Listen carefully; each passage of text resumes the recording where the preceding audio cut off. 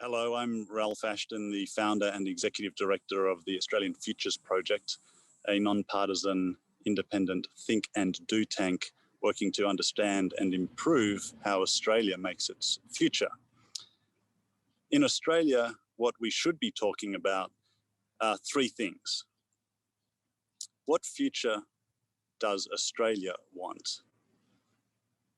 Otherwise, we're going to sleepwalk into a future we don't particularly want, or we'll let vested interest and loud voices take us to a future that might suit them, but won't necessarily suit all of us.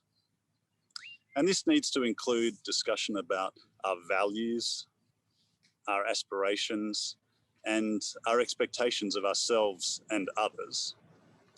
The second thing we need to be talking about is, are we on track? Are we on track to that future that Australia actually wants? So we know what to celebrate and when to celebrate, so that we know what we still need to work on, and so that we can hold those responsible accountable.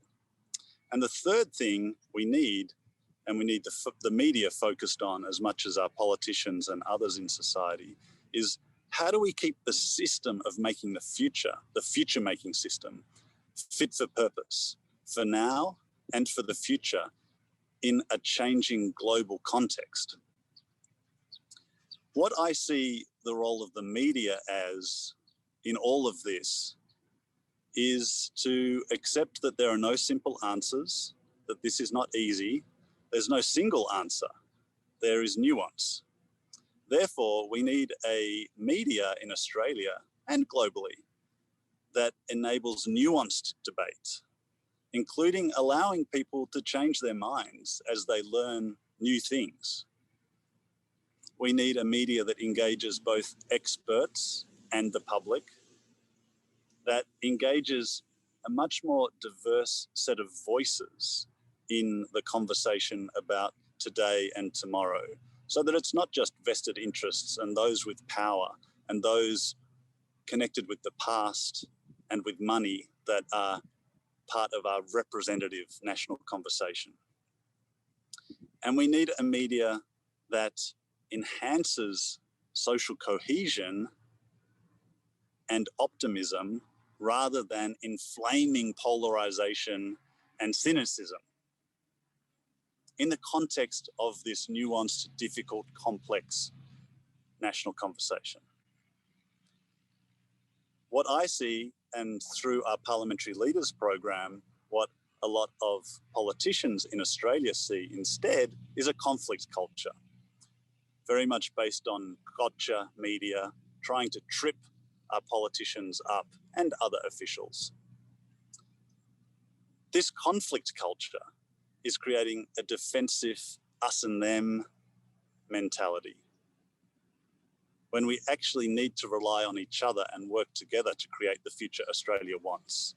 And we need some give and take, because no one can have everything.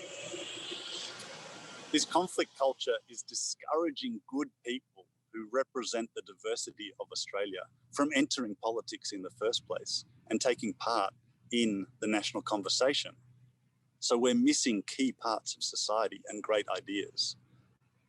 The conflict culture is reinforcing a political correctness from all sides, which is preventing us from having frank, open, exploratory conversation to tackle complex opportunities and challenges. And without that ability to explore things safely and constructively, we can't create the future Australia wants. And the conflict culture is instilling a sense of hopelessness in society, even amongst powerful people in Australia. Everything is conflict, everything is hopeless, everything is impossible, nothing is possible. What is my role? It creates a sense of lack of agency, a sense of being left behind. And finally, and perhaps most fundamentally, this conflict culture, particularly between large parts of the media and politics and the national conversation, is preventing constructive discussion and then constructive action to make the future Australia wants. Thank you.